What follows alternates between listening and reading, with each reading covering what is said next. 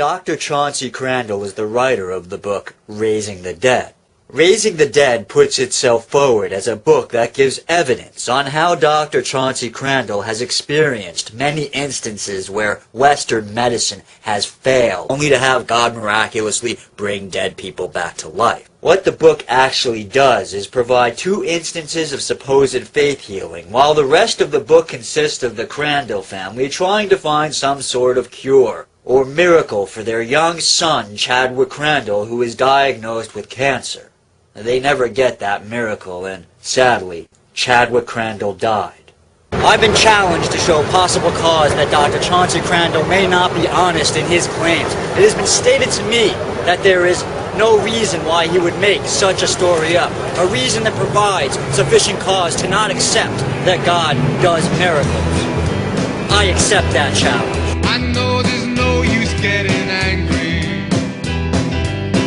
I know there's no use being sad.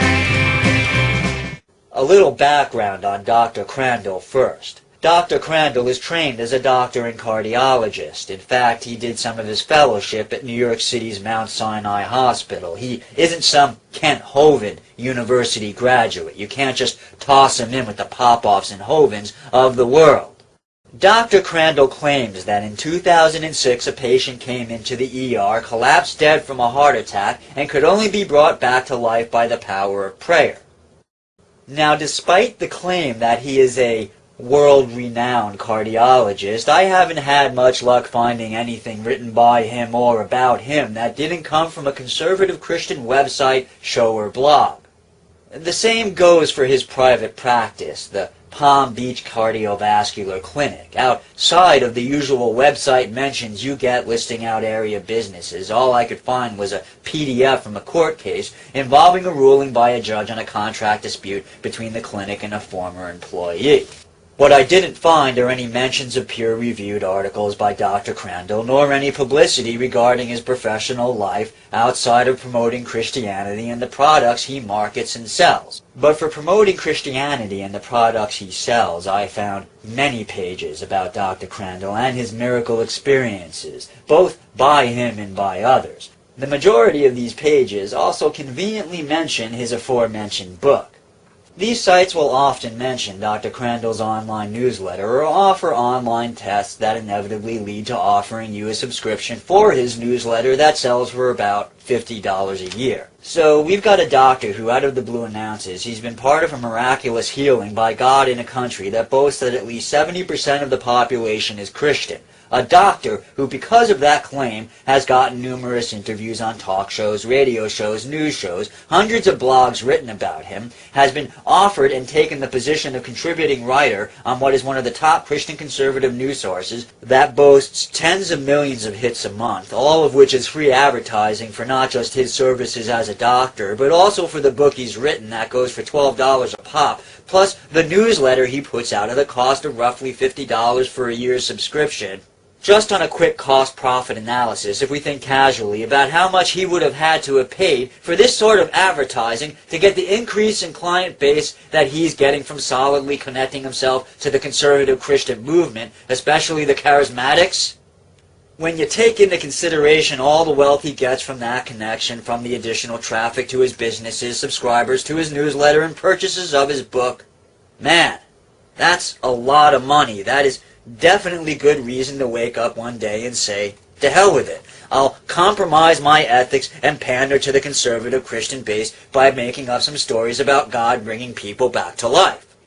Shoot, you've got to wonder how much money all this "I'm a doctor who believes in miracles" fanfare is generating, not just for his personal pocket, but also for the Chadwick Foundation.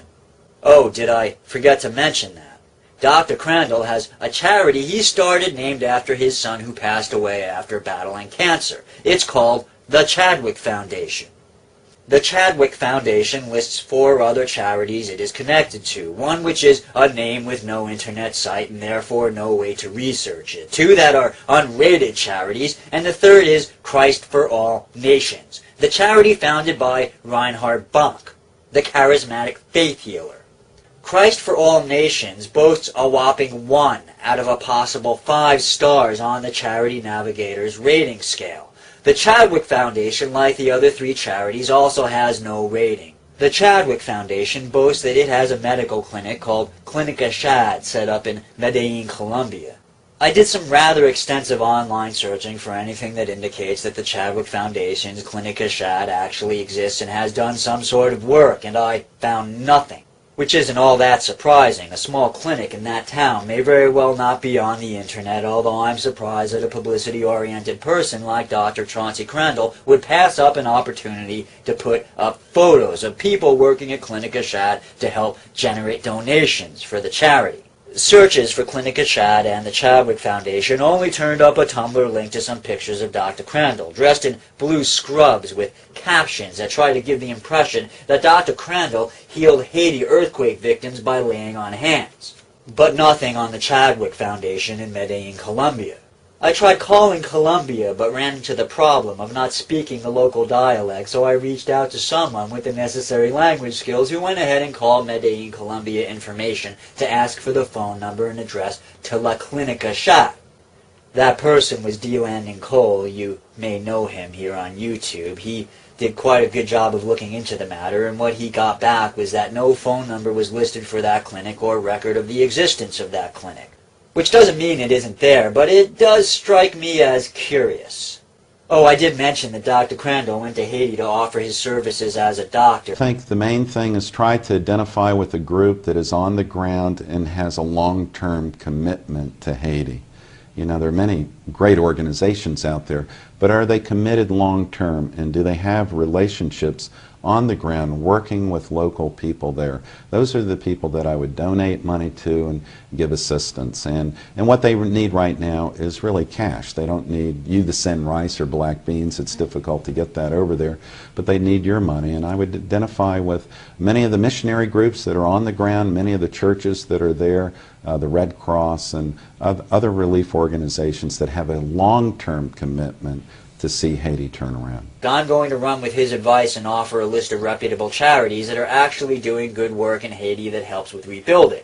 I'll provide you a link to this page on Charity Navigator that tells you how to donate wisely. You'll notice that neither the Chadwick Foundation or its connected charities appear on that list. There are other groups doing good work in Haiti that aren't on that list. For example, Cuba sent doctors to help out with the relief effort and has had people on the ground in Haiti helping to train medical personnel for years. Yes, I'm aware that many of you will say that Fidel Castro has the ulterior motive of sending aid so that he can build friendships, gain favor, and in the end run turn a profit for himself and his country, and I say, you're absolutely right. I have no problem with Fidel Castro using his charitable work to boost his own profits, or with Dr. Chauncey Crandall using his visits to Haiti to bring himself greater publicity, but there does come a moment when you have to look at the why behind the what, and determine if the good works a person does can be defined as simply good. As to if the good Dr. Crandall did in Haiti is overbalanced by the bad he does by offering support to the morally reprehensible con artist industry that is faith healing, well, that is hard to determine at just a casual glance. With a faith healer like Peter Popoff, the harm being done is clear, and the scales tip easily with Popoff weighing down the guilty side with plenty of pounds to spare. But Dr. Crandall, it is not as straightforward a scenario.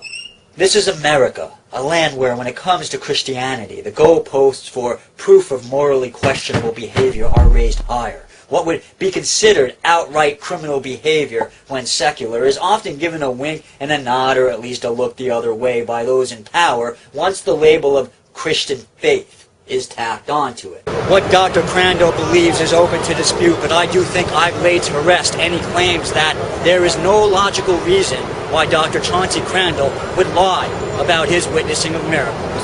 This is TheTruePooka coming to you from Times Square in New York City, saying, check the facts, and in the absence of facts, be circumspect.